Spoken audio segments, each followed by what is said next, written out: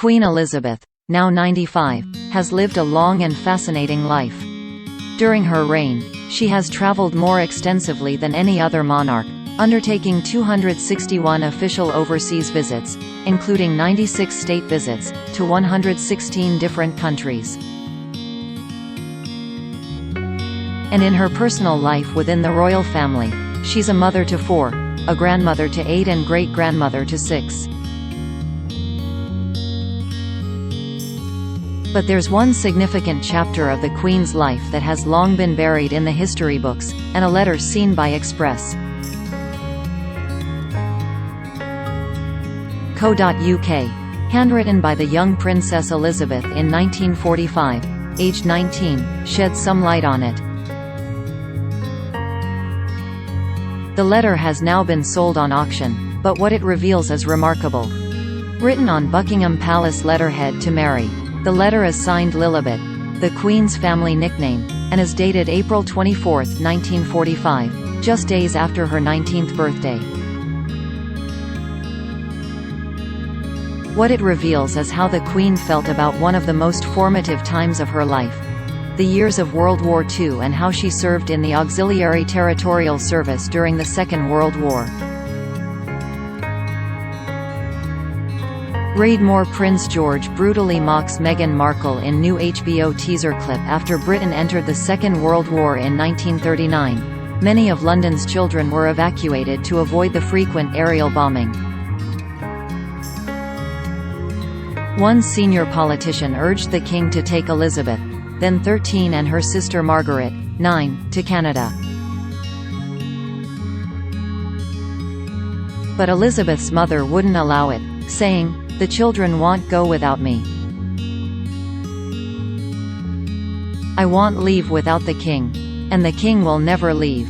So the two princesses were moved to Balmoral Castle, Sandringham House, and eventually Windsor Castle, where they waited out the war.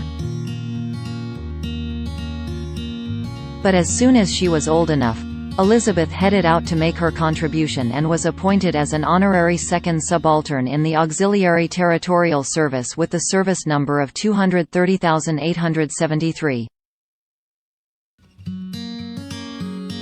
In 1945, before the war ended, she trained as a driver and mechanic and was given the rank of honorary junior commander, alongside Winston Churchill's daughter. This stint gave the Queen some of her most impressive hidden talents, being the only monarch ever who is able to change a spark plug and a tire. The 1945 letter sees the Queen telling her friend how she'd just finished a mechanics course in the ATS, which I found most interesting. She wrote, "I've never worked so hard in my life before, as everything I learned was brand new to me.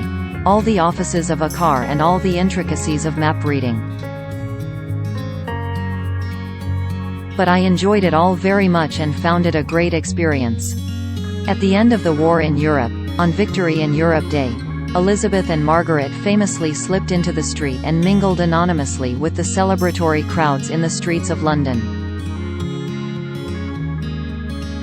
The Queen said later in a rare interview, "We asked my parents if we could go out and see for ourselves.